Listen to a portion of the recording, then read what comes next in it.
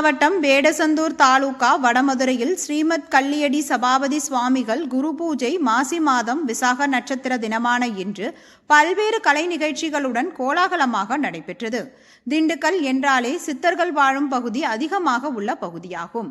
குறிப்பாக திண்டுக்கல் நகர் பகுதியில் ஓத சுவாமிகள், பழனியில் கணக்கன்பட்டி பழனிசாமி சித்தர், சாக்கடை சித்தர், மூக்குப்பொடி சித்தர் என பல சித்தர்கள் வாழ்ந்து பல அற்புதங்களை நிகழ்த்தி ஜீவ சமாதியான பகுதிகள் திண்டுக்கல் மாவட்டத்தில் ஏராளமாக உள்ளது. அதன் அடிப்படையில் வடமதுரை நகர் பகுதியில் சுமார் 300 ஆண்டுகளுக்கு முன்பு இப்பகுதிக்கு வந்த சபாபதி சுவாமிகள் வாழ்ந்த இடத்தில் இன்று குரு பூஜை நடைபெற்றது. மேலும் ஆன்மீக பெரியவர்கள் மற்றும் ஊர் முக்கியஸ்தர்கள் முன்னிலையில் சபாபதி சுவாமிகள் திருவுருவ படம் திருத்தேர் பவனி 4 ரத வீதிகளில் வலம் வந்து பக்தர்களுக்கு காட்சியளித்தது.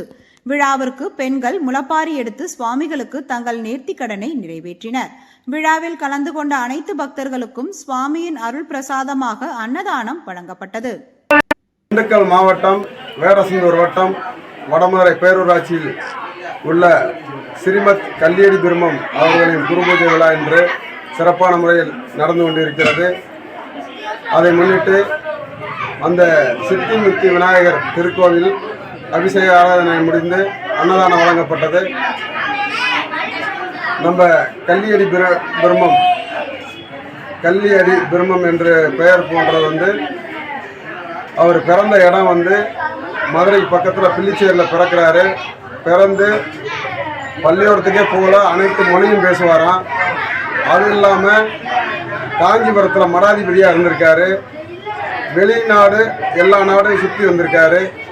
வந்ததுக்கப்புறம் இங்கே 100 வருடத்துக்கு முன்பாக வடமதுரையில் சரியான பஞ்சம், மழை இல்லாமல் ரொம்ப வறண்ட பூமியாக இருந்த காலத்தில் அவர் வடமதுரையை நோக்கி வர்றாரு. இந்த கள்ளி மரமாக இருந்தது பக்கத்தில் கள்ளி மரத்துக்கல்ல தவம் புரியும் போது 7 மழை எண்ணிக்கிட்டு அடிச்சிருந்துருக்கு. அப்போ சாமி ஒரு சாயந்தரமாக வந்தார்.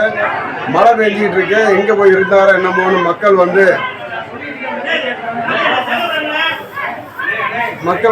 பார்க்கும்போது அந்த கள்ளி மரத்துக்கு அடியில் அவரை சுற்றி ஒரு 10 அடிக்கு மட்டும் மழை பெய்யாமல் இருந்திருக்கு.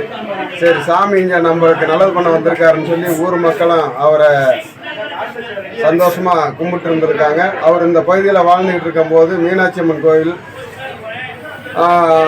சிவன் கோவில், இங்கே பக்கத்துலேயே சித்திமுத்தி விநாயகர் கோவில் கட்டியிருக்காரு. வடமதுரைக்கு வேணுங்கிற நல்லதெல்லாம் செஞ்சு முடித்து பக்கத்தில் காணப்பாடி புதுப்பட்டியில் அவர் சீவசமாதி ஆகிறதுக்கு ஒரு முடிவெடுத்து அந்த பகுதியில் இடத்த தேர்வு பண்ணி அங்கே சீவசமாதி அடைஞ்சிருக்காருங்க. அங்கே தை விசாகத்துக்கு அங்கே குரு பூஜை நடக்குது. அங்கே ஒரு ஊர் மக்களை சேர்ந்து ஒரு பெரிய பிரம்மாண்டம் ஒரு 10,000-20,000 பேர் உட்காந்து அமர்ந்து அன்னதானம் கொடுத்துக்கிட்டு இருக்காங்க. நாங்கள் ஒரு 43வது குரு பூஜை. இங்கே ஒரு 2,000-3,000 பேர் இன்றைக்கி அன்னதானம் கொடுத்துருக்கோம். அந்த மாதிரி அங்கே தை விசாகம், இங்கே மாசி விசாகம் குரு பூஜை நடத்திக்கிட்டு இருக்கேன். இங்கே திங்கக்கிழமை சோமவார பஜனை நடக்கும். எனக்கு விவரம் தெரிஞ்ச காலத்திலேருந்து இந்த பஜனைக்கு வந்துக்கிட்டு இருக்கேன். ஐயானுடைய குருநாதர் மடத்தில் இருந்து பஜனை நடத்திக்கிட்டு இருக்கோம். மேலும் அனைத்து விதமான ஒரு கலைஞர்களை கொண்டு இந்த இடத்துல சிறப்பான முறையில் வழிபட்டுக்கிட்டு இருக்கோம். நன்றி, வணக்கம்.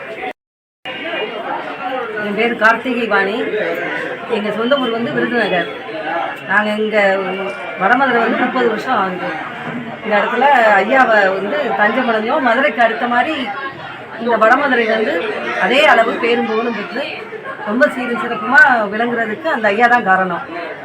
அனைத்து பேரையும் ரொம்ப சுகமாக வாழ வச்சிருக்கிறாரு. நாங்களும் இங்கே எவ்வளவோ அந்த அற்புதங்களை எல்லாம் வாயில் சொல்ல முடியாது. அவ்வளோ பெரிய அற்புதங்கள் எல்லாருக்குமே நடத்தி கொடுத்துருக்கிறாரு. கேட்டவங்களுக்கு கேட்ட வரமெல்லாம் கொடுத்துருக்கிறாரு. நல்லவங்களாம் வாழணும்னு சொல்லி நாங்கள் திங்கக்கிழமை பஜனை வைப்போம். அதில் எல்லாரும் வாழணும்னு தான் நாங்கள் ரொம்ப